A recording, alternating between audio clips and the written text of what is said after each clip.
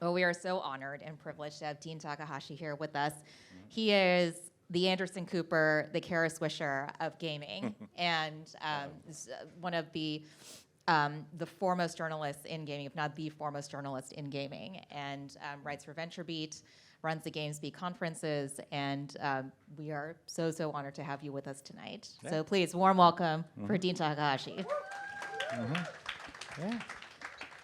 Well, thank you very much. And I am a very curious person, and I enjoy talking to smart people. So it's great to be here with Rebecca. And you guys are doing some very interesting things, and we're going to hear a lot about that. Thanks so much, Dean. Yeah. Thanks so much. Mm-hmm. No, we're definitely going to satisfy the curiosity part because we're a weird bunch of people here. So I guess first and foremost, Dean, you've covered the gaming industry for 20 plus years at this point. You've seen so many trends come and go. Why don't you tell us about sort of your reaction when you first started to hear about these crazy Web3 degen kids and their NFTs? Well, the interesting thing was that I started hearing about it like years before the big, say, booms, right? And Yeah. so maybe 2017, there were different people who came to me and said, like, I have this idea for a business, and it involves these NFTs, and do you know what NFTs are? And I'm going like, no, I don't. Yeah. So then they'd explain it to me, and Yeah. it would sound very interesting, like the idea that digital ownership was something we don't have now, but we could have more of with crypto, with tokens, and everything associated with blockchain. And gamers have never had that before, and they've always sort of been renting whatever it is that they buy or pay for in digital games, and then they, when those companies shut down, then they're out of luck. Right. And so, who wants to be stuck in that situation, right? Like, which consumer says, "Oh, this is a great deal for me that I can actually lose all the stuff that I've paid money for." Right. So, I think all of that made me more curious, and then we have all these big booms that have happened. Like 2021 happened, and Axie Infinity, and lots of other things. So. Everybody started maybe realizing that, hey, there's something very interesting going on here. This could be one of the things that could be very transformative for technology and society, right? And so it has to sort of work, and it has to take off and get traction. And then now we've gone through many busts as well, multiple busts, and the true believers are still in this, but a lot of other people have been shaken out of the industry, and I think there's a lot at stake, and a lot that say this part of the industry needs to live up to. Yeah. So it's fun to watch all this. I mean, like I'm kind of not betting on any particular horses, but I do think that if a horse is talking, I want to talk to that horse, right? Yeah. So. Fantastic. Yeah. So, if it's a choice of across a river, going with traditional gaming and paying rent, if you will, to these large gaming companies and studios, if it's a choice between that and over here on this side of the river where you don't have to do that, but it's obviously a lot more volatile, what do you think a gamer would ultimately prefer? I think whatever is really going to work and help them have more fun, and then maybe not go bankrupt while they're doing it, right? That would be nice. Yeah. Actually, maybe make some money, right? Yeah. Right. Exactly. So it's, I mean, you can go bankrupt because you're ultimately playing on somebody else's land, you're developing on somebody else's property, and they could take it away from you, or it's just an unsustainable business model to begin with, or you could bet it all in crypto and then lose it all. But I wonder, like, more of your story too. Like, what got you interested in this, and how did you come up with Saga, but also this multiverse idea? Yeah, so I can't take credit for Saga the idea solely. Definitely have a co-founding team of four, two of whom are with me tonight. But the whole idea behind Saga was how do we make the Web3 developer experience a hell of a lot easier.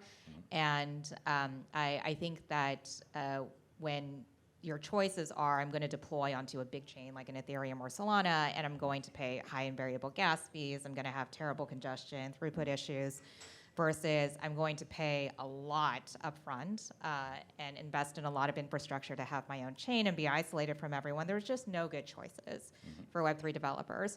So we wanted to make something that was automated, gasless, permissionless, and high performance. That was our goal, design a system that fulfills that criteria. And once we designed the system and thought who could really use this, that's when Web3 gaming started to really become a growth sector here. And gaming badly needs this kind of infrastructure. So that's how Saga came to be.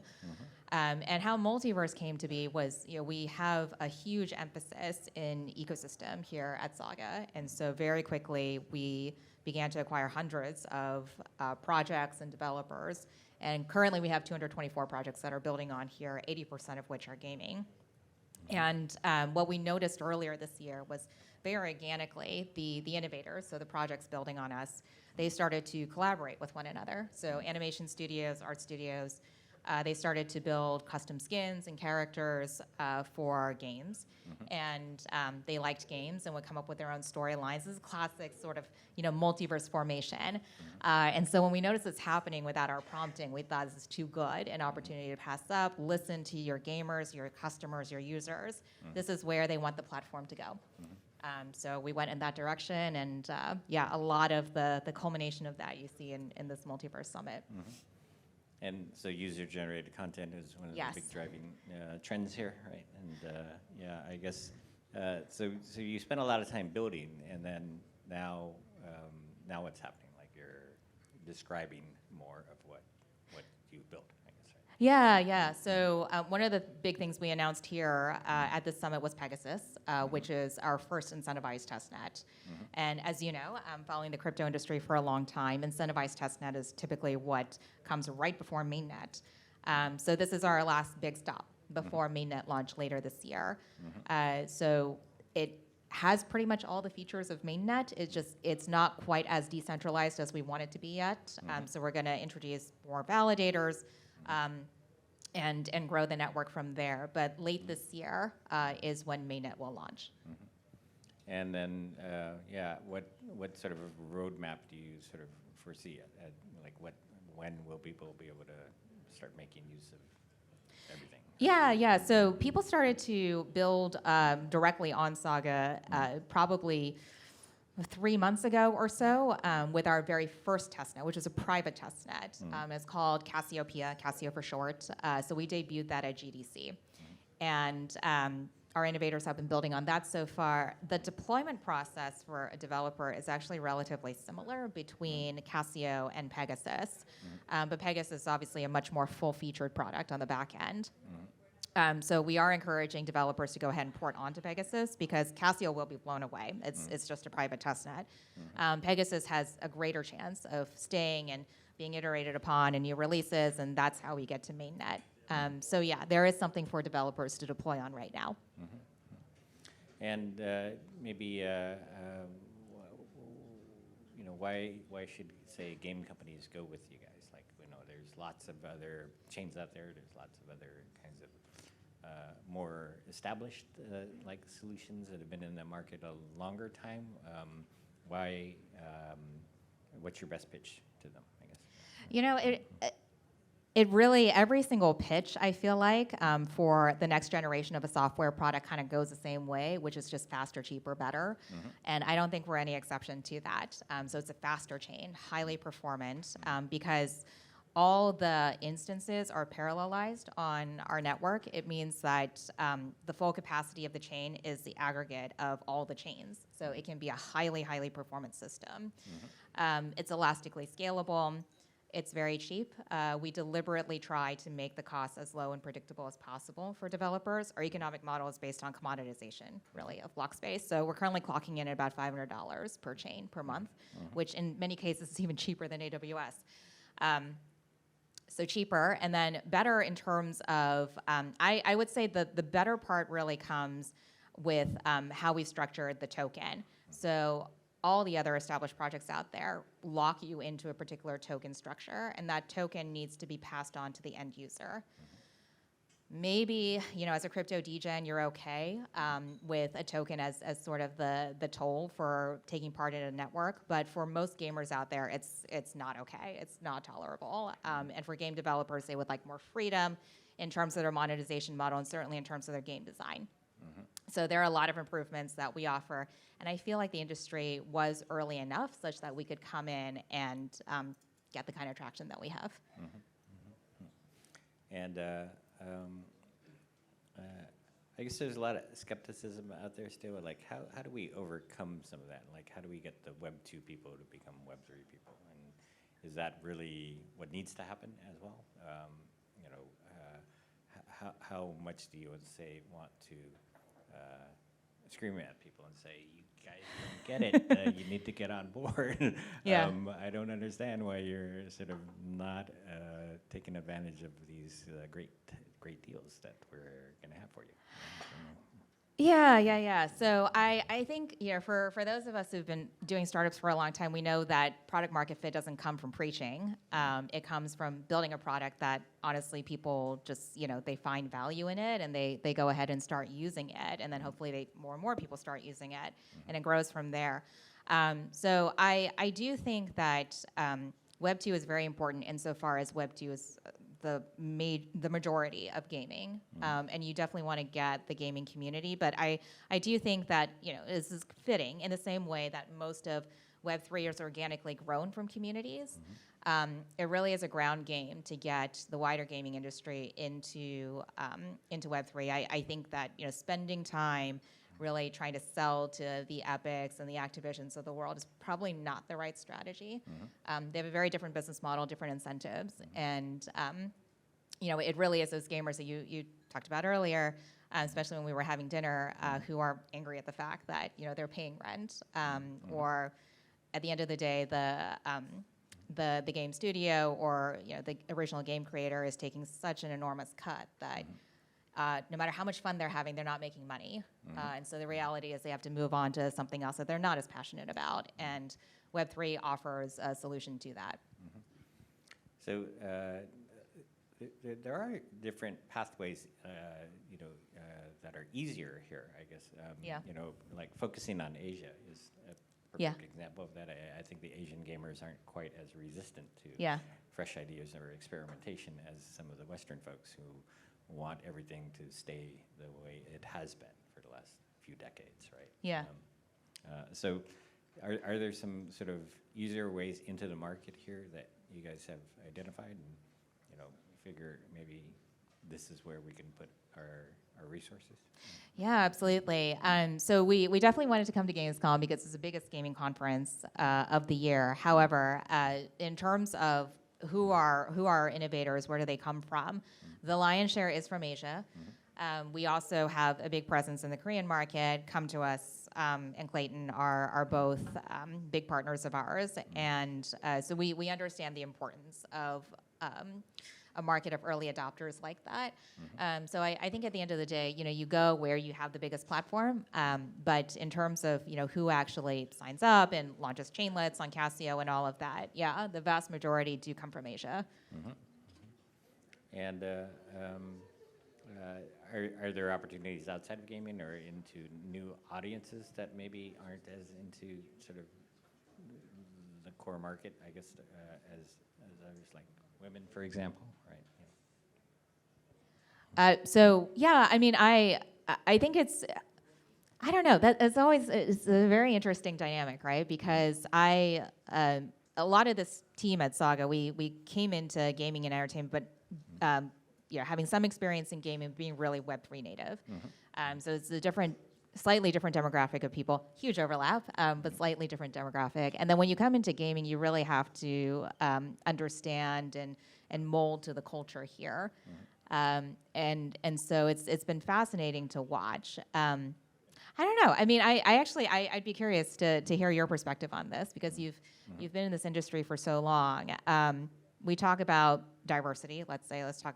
We talk about having more women in the industry. I mean, do you see that changing at all? Do you see it with new technologies coming in, things like AI and Web3 being more prominent, or is it still like very much the same culture through every cycle? Well, I do think that we've had some very interesting changes come into gaming in the last decade, right? Yeah. Mobile gaming, free to play, and we had very similar reactions to them at the very beginning as well. That everybody thought they were scams or they weren't real games, or why you, the famous game developer, would you ever want to give up making PC and console games and go make these crappy little games, right? Yeah. And it turns out that now mobile is the biggest part of the market. Free to play is the biggest part of the market, and they've changed the world. They've actually increased the number of gamers 10 times right, in a little more than a decade. And so fresh ideas actually do matter in games. And I think that the thing that piqued my curiosity about blockchain and blockchain games were that people were proposing different kinds of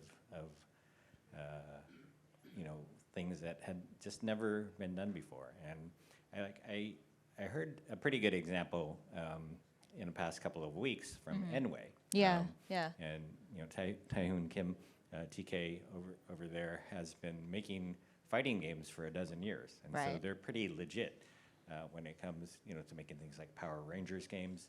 And they looked at this and studied it and saw a way to build like a symbiotic bridge between Web 2 gamers and Web 3 gamers, where they actually needed each other in a single game. And so there's free to play, and the Web 2 gamers can come in that way, large numbers of them. They make the environment fun because there's lots of people, but they're not paying a whole lot of money. And the Web3 gamers can pay for interesting privileges, like the right to make their own mechs in this game. And there's 10 different kinds of things that they can customize, and so lots of different opportunities, say, to buy NFTs and come up with your own, use those NFTs to come up with your own custom mechs, then make excellent fighting machines, and then enter these into like esports contests. And if you lose those contests, maybe you lose your mech. Right? So it's a very high stakes kind of game for the Web3 players. But they also can decide, so I'm going to make a copies of my mech available to the Web 2 gamers, purchased inside a store in the game. And those Web 2 players can say, hey, yeah, it might be worth buying this very unique, cool-looking mech that will make me have more fun in the game. And the money that comes in from those Web 2 players, actually, the lion's share of it goes to the Web 3 player who created the mech. 30% would go to Google Play. 20% might go to Enway. Enway doesn't have to make every single mech either, right? Their development load becomes a lot lower. So games as a service is not as big a burden to them. So all of these things are very symbiotic, and that's an interesting plan. It's not possible without something like blockchain. Yeah, absolutely. I mean, let's talk a little bit about that and really get into it, because I do think at the end of the day that this industry is so big because people are trying to turn their creativity and their passion into something that actually makes money. You were saying something very interesting at dinner, which was that as long as the distribution channels, so whether that's the App Store or Google Play or Galaxy Play or what have you, as long as they charge that 30% cut, that metaverse will never happen. Why is that? Well, it's not my idea. Matthew Ball came up with it in his book, The Metaverse, and he basically said that like you need the ability to reinvest your profits into the future in order to be innovative. Yeah. But if you have no profits, and somebody's taking 30% off the top Yeah. of all the revenue that you generate with your great, innovations, your great games, Right. then you're kind of just sort of stuck on the, the manor working for the Lord. Right. And you're never generating enough money to buy your own farm. Mm-hmm. And so, you're a peasant. Yeah. Yeah. And so peasants can't innovate enough and, create all these next generation technologies that we need. And yeah, I think, there's a lot at stake with blockchain technologies too, where I think, it's a fundamental technology. It can force decentralization to happen. It can, force more openness in the industry. And we need that because we have some very powerful companies in this world, and they're dominating a lot of technology and society. And Right.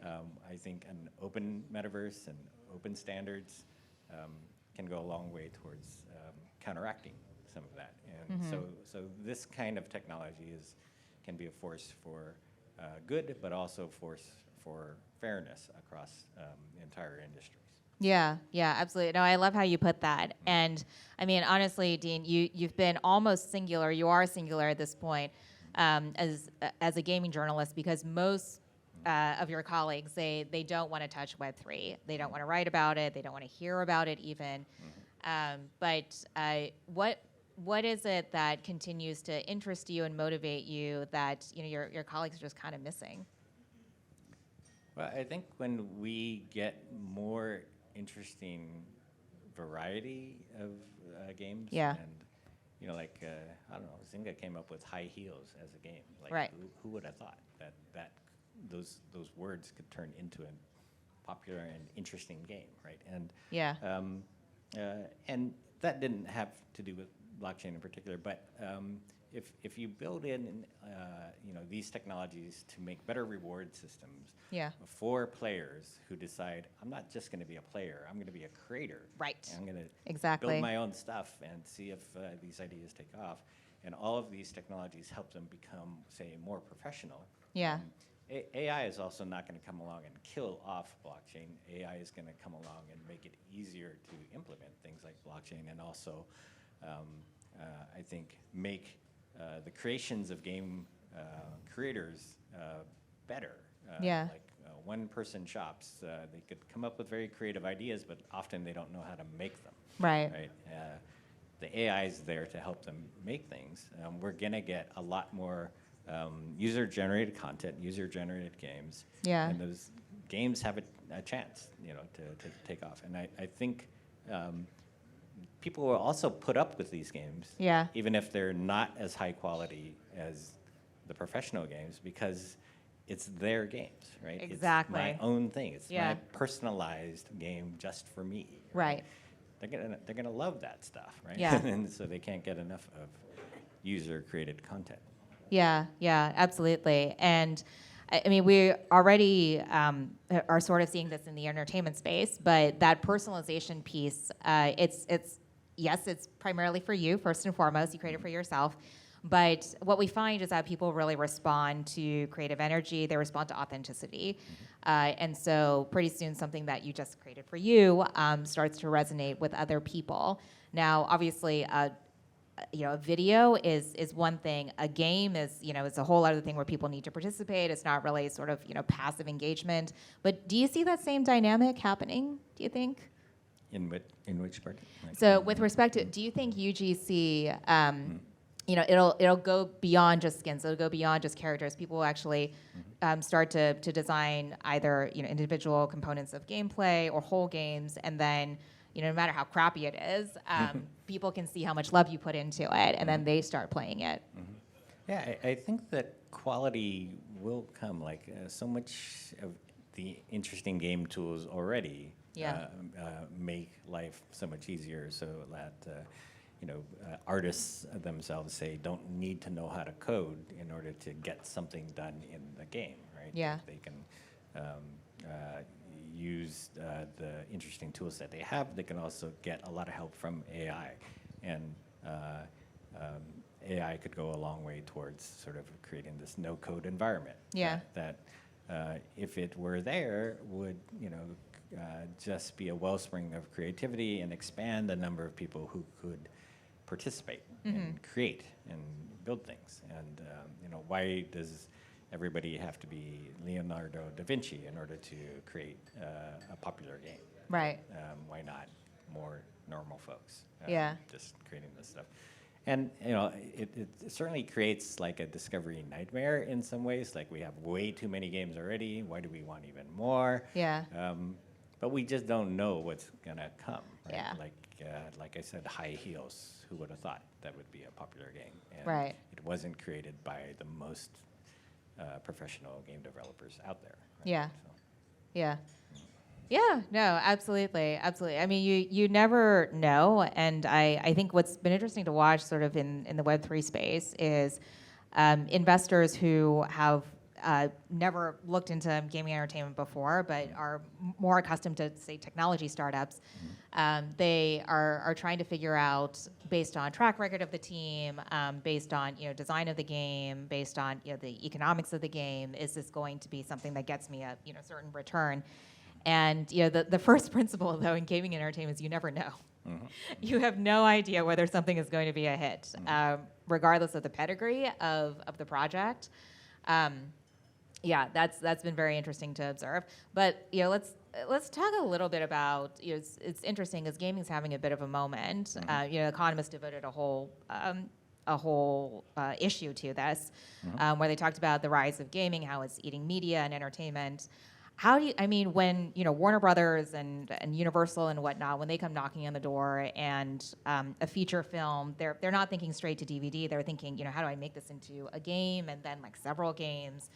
How do you react to that as someone who has been in gaming for a long time, really just kind of like purely in this industry? Right. I do think about like what kind of end game do these different companies have in mind, right? And quite often, like you have these grand schemes, maybe of like, so Hollywood can get married to games, right? And we can create this empire that's even bigger because we can put both those things inside the metaverse. Yeah. And it'll be our metaverse, and it'll be our walled garden. And we can charge more. It'll be like Disneyland, Activision, Blizzard. Right. Yeah. And or Microsoft, right? And then I think that kind of world is very capitalistic or monopolistic sort of intention. Behind it, and there's other things that you can advocate for in the end game. You can advocate for an open metaverse where nobody owns it and it's decentralized. Nobody's extracting from it. Like they're not taking a toll, and so the wealth that's created can be distributed more fairly. Yeah. People who are consumers can also be generating income from it. How dare they, expect to get some of that money that usually only goes to the most important and giant companies, right? Right. So I think that Mark Zuckerberg's endgame might be, I want to checkmate Apple. Yeah. So they don't checkmate me. Yeah. Right? Yeah. And so I'm going to go into VR, and that's the next generation thing that's going to replace the smartphone, right? And so Apple's going to be out of business because I've got VR. Like, there's different kinds of end games people have in mind. I'm curious, like, what is maybe an inspiring end game that you see out there for you guys? Yeah, so I mean, I think it comes from the community first and foremost. So this is the reason why we emphasize multiverse is the beginnings of the multiverse really come from those creators who are either frustrated with the platforms that they're currently on, or there's generally dissatisfied and they want more control. I mean, one of the big themes for Saga and we think for Web3 in general is self-determination. So we see the wellspring from the community first and foremost. But I am curious about what eventually happens to some of those larger studios. And that's not to say that we would focus right now on making a direct sale to them, because it's a very long sales process. And what you're staring at is maybe 18 to 20 months to a POC, which is just for a startup not worthwhile. But one of the things that really struck me about just sort of the entertainment industry in general and how they're thinking about licensing and how that could really lead to multiverse, even though they're big companies, is like who put out the Harry Potter movies? Warner Brothers. Thank you. Warner Brothers, right? And so Warner arguably comes up with some of the best IP in the business. They own HBO Max and all of that. But the problem is, back in the 70s, they decided, hey, we're going to have this business model where we're going to price cash above everything else, so cash flow. So once we put out some really great IP, like the Harry Potter movies, we're going to look to sell this IP as quickly as possible so that we have a steady stream of royalties over, X number of years, and it's offloaded to somebody else to extend that IP, but at least we get that cash flow immediately. So they sold it off to NBC Universal, which is why Potterverse or Harry Potter Land, or I've never been before, I don't know the proper name for it, but you get what I'm talking about, right? Like the Harry Potter theme park. It belongs to NBC Universal, and all the Harry Potter movies now are played on Peacock, and which is an NBC Universal property. And so, the younger generation, let's say, at Warner, they're thinking, why couldn't we have held on to this somehow and just maybe worked with our fellow big studios? But also, how much of the fanverse is there for Harry Potter, right? If you just were willing to let go of control of your IP just a little bit and allow that fanverse to, legally or through some like easily accessible channels like blockchain, like Web3, access that IP, extend the fanverse, and then realize some of that monetization. You don't have to see people make fan-made trailers on YouTube that sometimes end up being better quality than the trailers that you come up with, but you don't see any revenue from that. They don't see any revenue from it either. So I see multiverse being an organic movement from the ground, but ultimately I think it'll be realized in wider industry structure. So that's sort of how we see the end game. So it really is in the spirit of growth at the moment. It's not really like, oh, we want to take down Facebook or we want to take down so-and-so. It's not really in that spirit. But I just think that we have a new generation of people coming up who are digital native. They believe in ownership of their own digital assets. It's a language that they understand even before they turn like 15 in many cases. So it really is that groundswell, I think, of creative expression that is going to drive this. And we just want to be there to give them the correct rails for that. Yeah, hopefully they're not going to be afraid of digital things either. So the youngest folks are going to drive all this change, right? Yes, absolutely. Yeah, absolutely. So when I want to pivot a little bit and maybe ask about the cultural aspect of gaming. So when you're at a place like Gamescom, biggest gaming conference of the year, everybody here loves gaming. Everybody here is probably an avid gamer. And so you're among your kind. Comic-Con became sort of a more mainstream thing. I feel like with gaming, people acknowledge its power, people acknowledge how much money it makes, but I don't know if gaming culture is terrifically quote unquote mainstream yet. Do you think it'll get there soon just because of all the attention on it? Yeah. Well, I do think it's more mainstream than ever before, and we've had such big successes this year, right? With the Super Mario Brothers movie, with The Last of Us on HBO. Right. Gaming content is being adapted and reaching far more people in the world. Yeah. Like the worry I have is that gaming doesn't have a perfect culture. Yeah. Right. It is not very nice toward women. It is, fairly toxic. There's a lot of bullying that happens in gaming. Yeah. all this emphasis on, say, winning mattering more than having fun. Right. Right. You know, people get made fun of a lot for being unskillful gamers, right? And that turns off so many people. Yeah. And Yeah. so like the hardest core, like they can, you know, puff up their chests and all that, but then they're going to find that there aren't that many people around them because they're just such annoying people. Right. And so you export this culture from what was once a subculture. Yeah. You know, the nerd culture, with so many things that are, say, antisocial about it or wrong with it. Yeah. And then you export this upward to become the dominant culture of the world, Yeah. right? Yeah. Some of that sounds a little embarrassing. Kinda sounds like crypto. Like, why don't we fix some of this culture Yeah. before it gets exported upward? Like, why don't we embrace diversity? Why don't we make things that could be enjoyed by wider groups of people? Why don't we actually be friendlier towards each other or more empathetic in this culture? And there are people who are trying to do a whole lot of this, you know, across the whole game industry.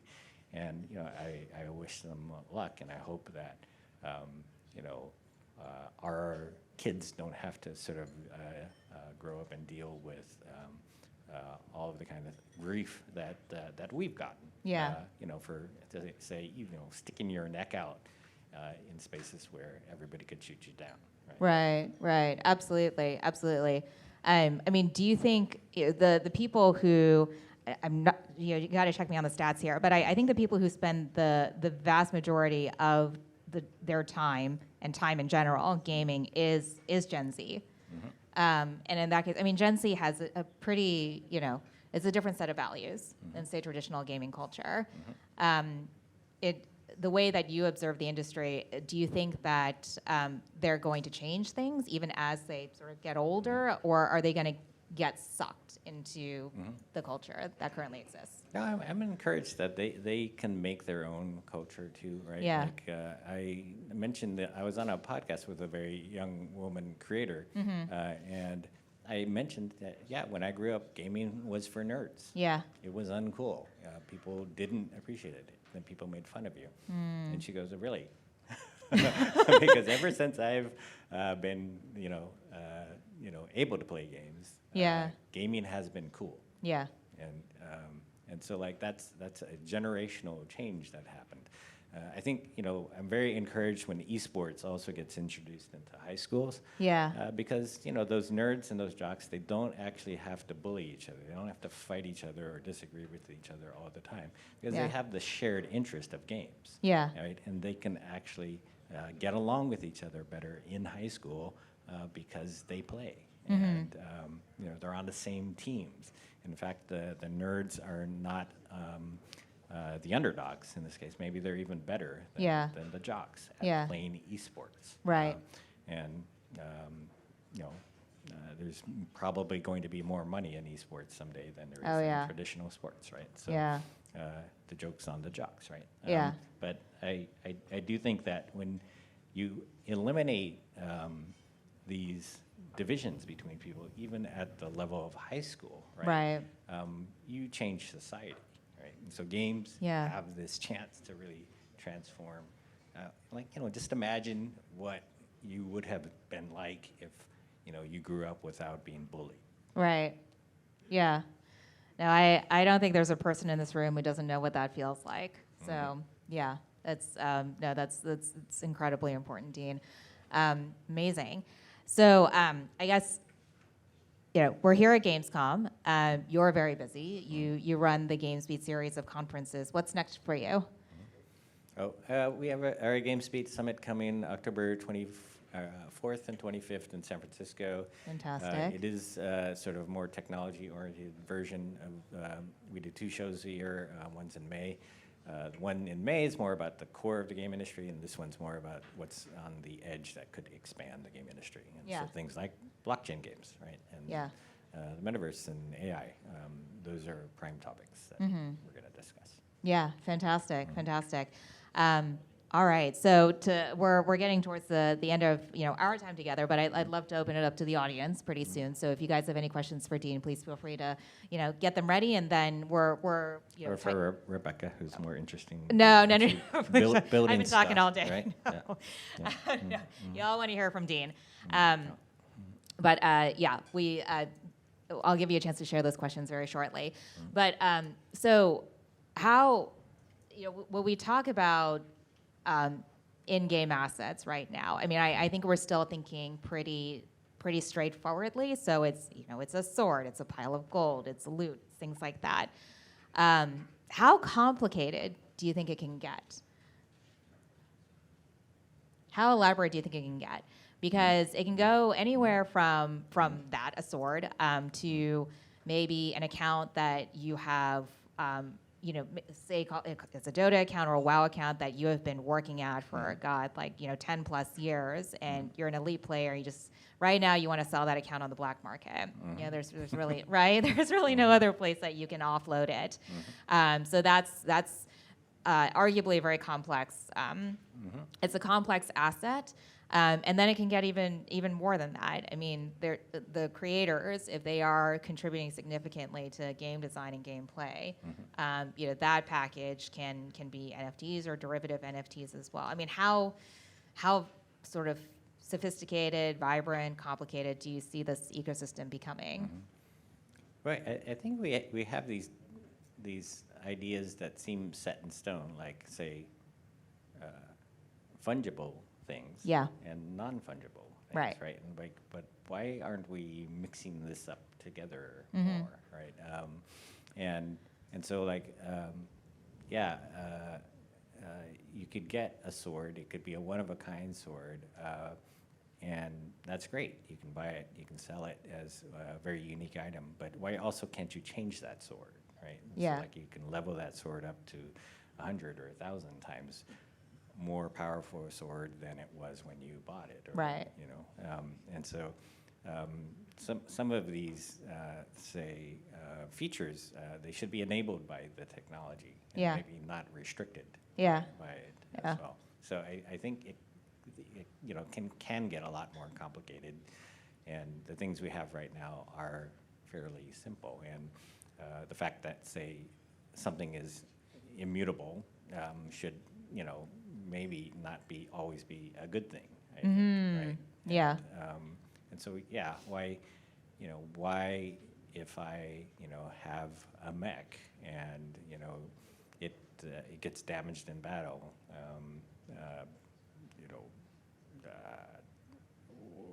what happens to the NFTs that were used to create it? What if I lose that thing to somebody else? Can they take that stuff and add it to their own mech or whatever? Like you can make this very complicated, right? More complicated than it is allowed to be right now. Yeah, absolutely. Well, that's certainly the hope. And very last question for me is, we've spent a lot of time talking about what are the more traditional gaming folks missing about Web3. But I mean, obviously, we've made mistakes too. So what do you think Web3 gaming is really missing right now as an industry? So let's take the easy ones out of the way. So scam artists, pump and dump schemes, play to earn. Pumponomics on NFTs, speculation. I mean, none of that is helpful. So we know that. But apart from that, what do you think this part of the industry could do better? I mean, I think part of the reason I stayed with it is that you have some interesting, lessons or dynamics, like say, follow the money, right? Follow the talent. Follow the smart people. Yeah. When I noticed that there were some very seasoned game developers moving into Web3 games, and were convinced that this was the path forward, that was interesting when we saw big, never seen before gaming funds, venture capital funds like Griffin Gaming Partners, pour a lot of money into this space. Yeah. It makes you think like, oh, is that the smart money? Right.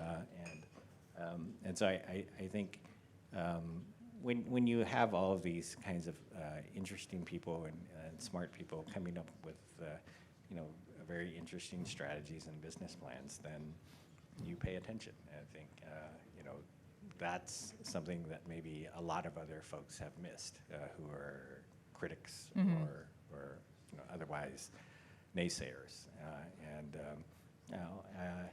Yay to the believers, right? The people who are committed to coming up with these new ideas. I think they're always necessary in some way. And of course, you can call people like Steve Jobs crazy believer type people. Yeah. Yeah. No, I mean, one of the things that we've been repeating here at the summit, and it's something that we say at Saga all the time, it's on our website as well, is we really do hope that Web3 and then Saga in particular is a space where the crazies can come dream their craziest dreams and feel loved and supported. So we're all on board with that. So with that, hold your applause for now, because we definitely want you to have a chance to ask your questions, and we'll give Dean a warm thank you at the end. But any questions for Dean from the room? So you mentioned how there's an opportunity with gaming to make like the bullying and all that stuff better for society. But one of the things that I was thinking about while you were saying that is that kind of happens in every nook and cranny of places where there's some kind of pseudo anonymism, right? Twitter, anywhere online, essentially. And it's not really something that's more or less. I mean, I'm sure maybe the studies will show that it is more prevalent in games. I'm not exactly sure, but it just seems like even in Web3 too, it happens a lot, because kind of the basis of some of crypto ultimately is this, like, it's not anonymous, but it's like quasi-anonymous, because you don't know which wallets are controlled by who and which Twitter accounts are associated with somebody, and so. I wonder how we begin the process of converting people to become better. Is the answer just like get rid of the anonymous nature of it? I don't know. Like this is something that I've just been thinking about, and when you mentioned it, I thought it was a very interesting problem. I mean, I think it's like explaining interesting realities and opportunities to people so that they can get it, right? And so I think certain people can take a position and say, like, I don't like all this diversity stuff. Like, why does the hero of my game have to be a black man or a black woman? Like, why can't we go back to old days when we didn't care about that stuff?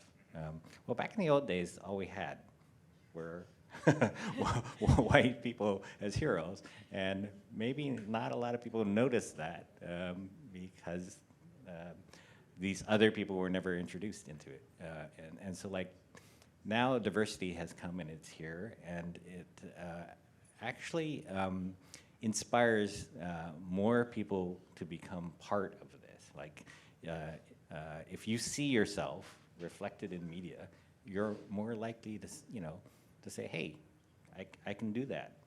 I can get into this industry, I can make games, or I can be part of it in some way. And that makes the industry not ruined, right? It makes the industry bigger. And if you have a bigger industry, there's more money coming into it. And if there's more money coming into it, it's not that nerd ghetto anymore, right? That's low budget and underfunded, right? It's a massive industry, and everybody gets better games out of that. Like the budgets that you can put into a fully diverse game industry is far better than the budgets you can put into one that is built only for certain people, right?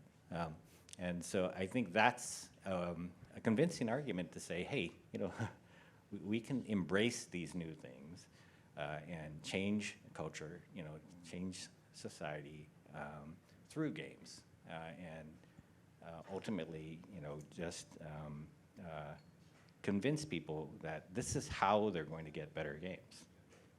That if you have a more diverse industry and better culture that treats diverse people better and is worth exporting to the world. Well said, Dean. Thank you. Thanks, Jin. Yeah, this is like a big problem, I think, in Web3 too. There's a lot of camps, everyone fighting each other. Oh, yeah. Yeah. There's a reason why our two industries came together.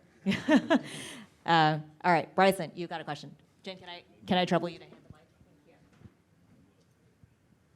you. Yeah, so my question is more in line with where gaming media is now. Most of it's very much associated with like headline news, like you have your Jake Lucky's and your Dexertos that focus heavily on the whole whatever dramatic incident is happening between gaming content creators. So it feels like gaming media has transitioned to a place of like a lack of originality and creativity, and it's gotten away from focusing on games. And what do you think needs to happen to see it shift back towards actual gaming and insightful things related to games?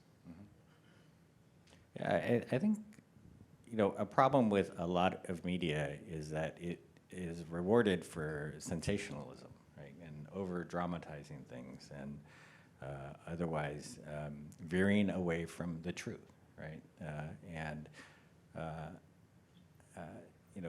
If you get a lot of traffic for your stories and create these sensational headlines that aren't really true, are more like clickbait, then you can generate revenue. But I think the problem of media is that advertising revenue isn't really enough, is never enough to support a real business, right? And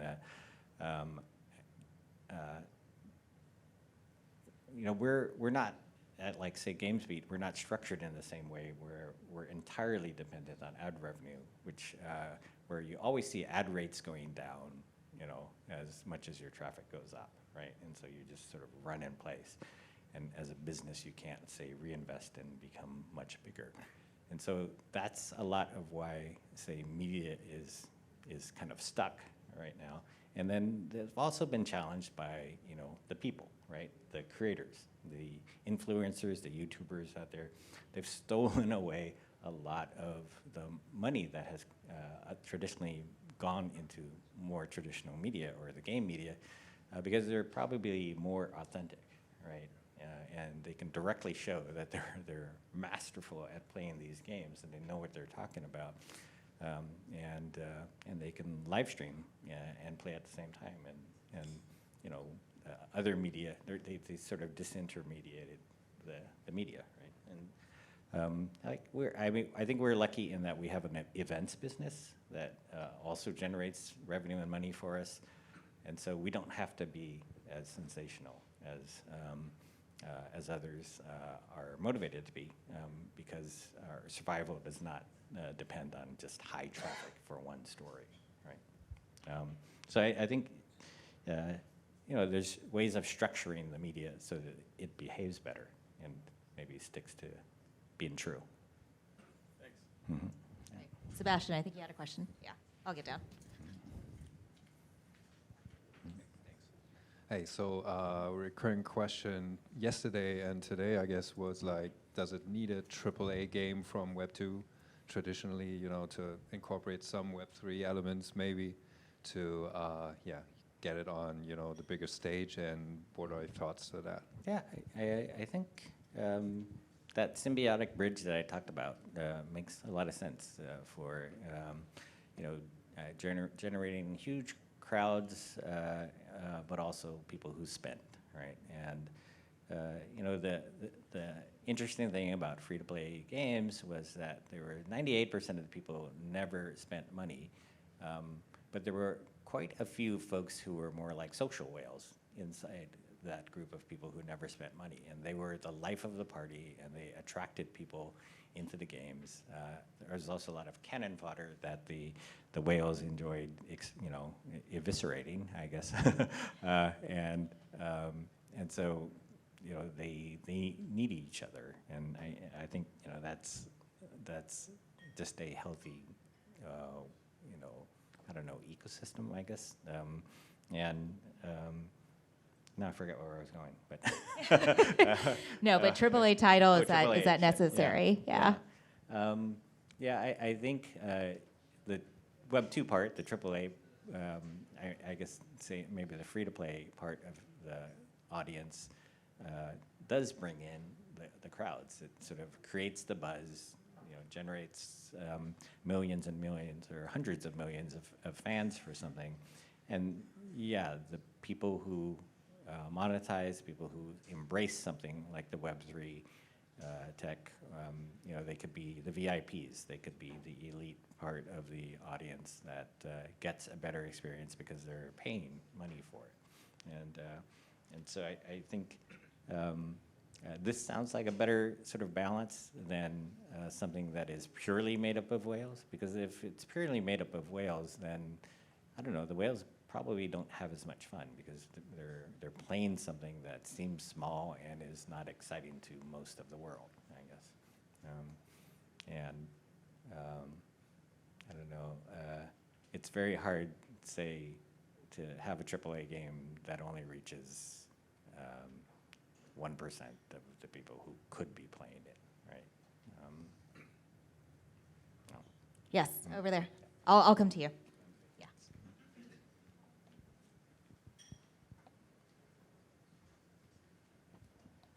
Yeah. So first off, hi Dean. I don't know if you remember me, but you interviewed me on Rise back in the day for Crytek. But so I guess I would say I'm a traditional developer, but I've been around for a long time, like back in the old MMO days, EverQuest. And I think, a lot of people are just short-sighted to how the kind of cycle works, right? So my question will come in the end, but I'll kind of just preface it first, my opinion. So in the MMO days, you were limited by your technology. How many people can you get on a server, right? That was always the... Yeah.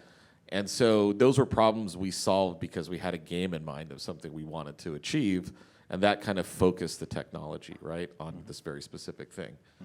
Also, I made a game on iOS, I think maybe the second iPhone that came out, and I also remember my boss at the time saying, nah, we won't pursue this, no one will ever play games on these things. So, I mean, I'm definitely kind of very, positive on things, but I feel like as a developer, we're literally been, pitching our new kind of title to multiple publishers and stuff. I feel that the business model of Web3 as far as what motivates me to make a game and what motivates people to play it is something that needs to be solved because I, as a developer, it's you go where the players are, right? That's where you choose your platform. And I feel that the big hurdle that really needs to be overcome, and this is what I would like your opinion on, is the fact that I think the funding model for developers who are talented like ourselves does not really make sense for Web3 type of games because, our last game, 18 months in incubation, concept discovery, that's, somewhere between, 1.5 million invested in kind of getting to where we are. There's no who do we go to get 1.5 million to fund a concept that may or may not work? We don't go to VCs because, to be perfectly frank, they don't necessarily understand the economics of how a game economy really works. I also feel a lot of developers who put out these white papers also don't understand how game economies work.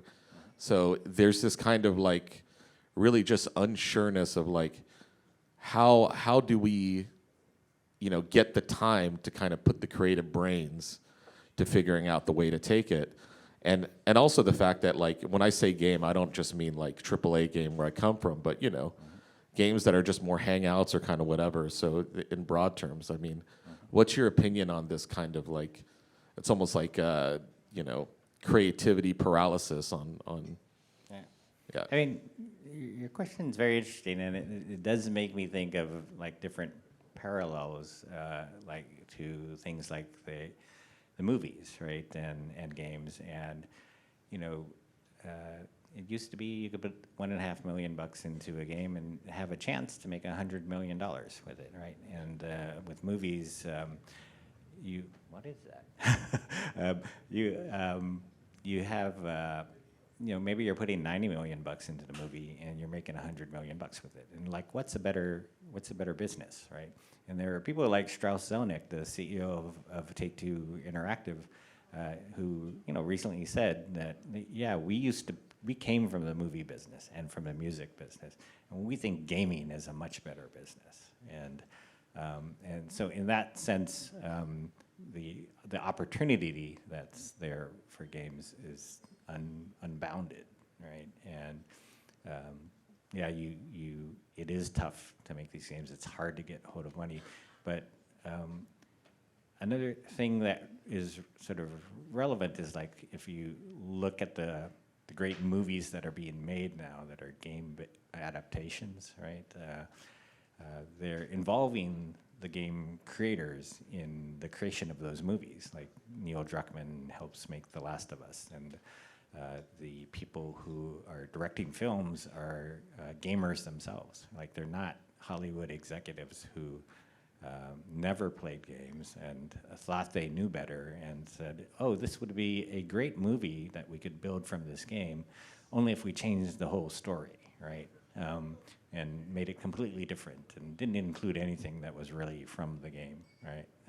So we have people who are handing out money in the game business now who have done this kind of work. They've made games. They've run gaming businesses, and now they're in charge of financing games through venture capital. And I think that's a good thing. Like that,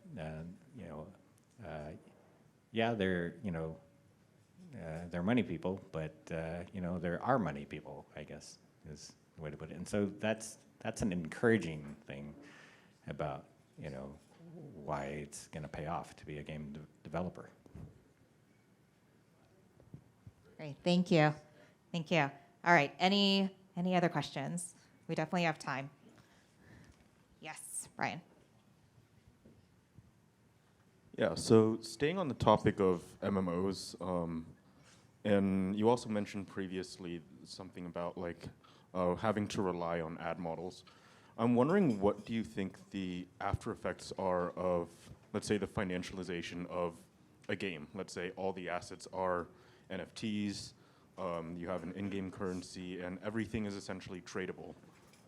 Like something that comes up in my mind is something like influencers, where they're able to sustain their lives off creating content, but I'm wondering if, and in my opinion, I think it'll be something similar for gamers that are particularly good at whatever game they play.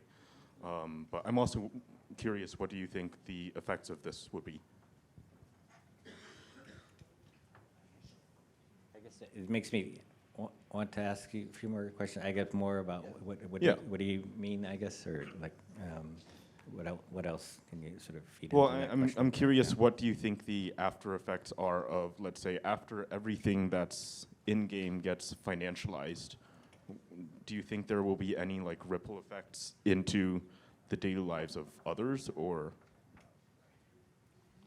I mean, I think people talk about, say, the intrinsic motivations of gamers, and that they should not make money from games because then they're motivated by money and not by fun, right? Their inspirations are distorted in some way. But you could say the same thing about game developers and game publishers, right? It's like, oh, they should not make any money from the games that they make because their intentions are distorted. But somehow we let them make money, right? And why not? Why don't we also let the gamers make money? We still get great games out of game publishers and game developers. Well, we could have good things happen from gamers making money as well. Like they can pour that money back into more games or the game industry.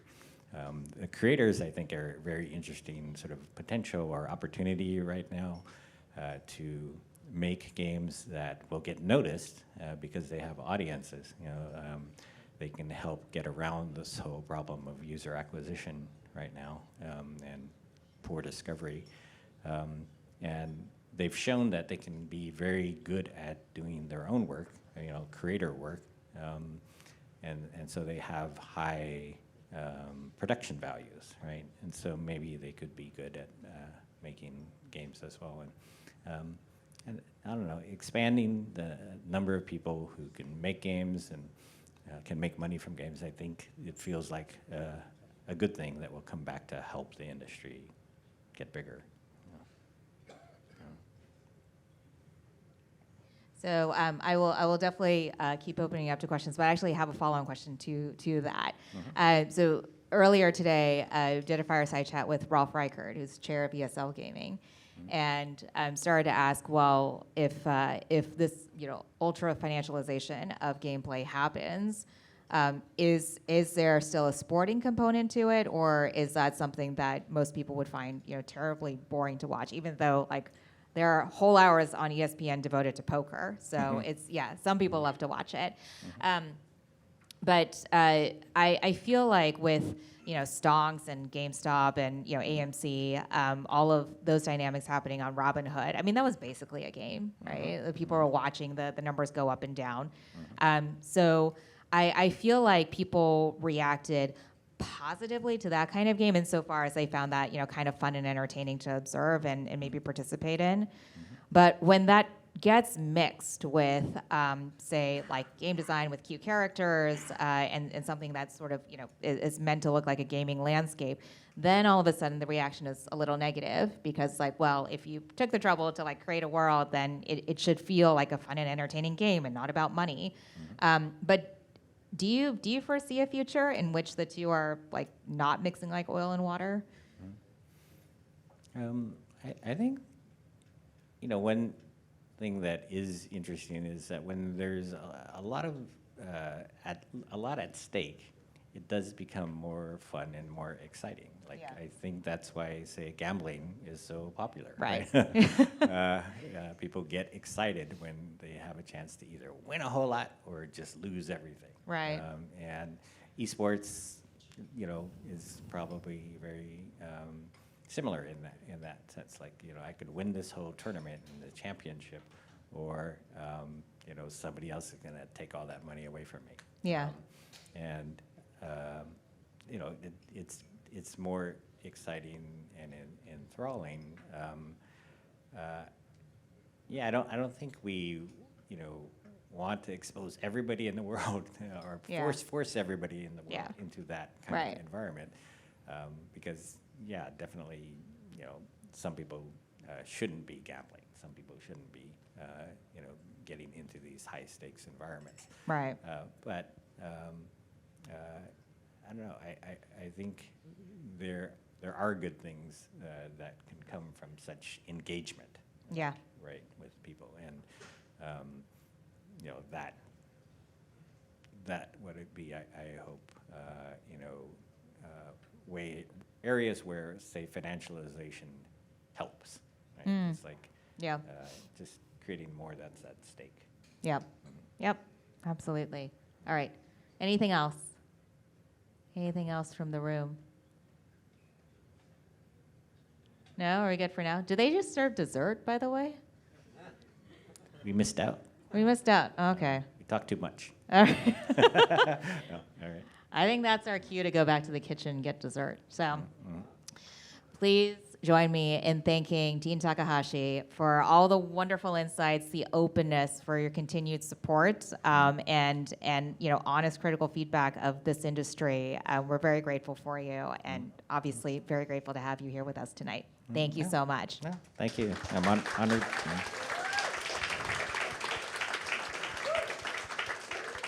Yeah.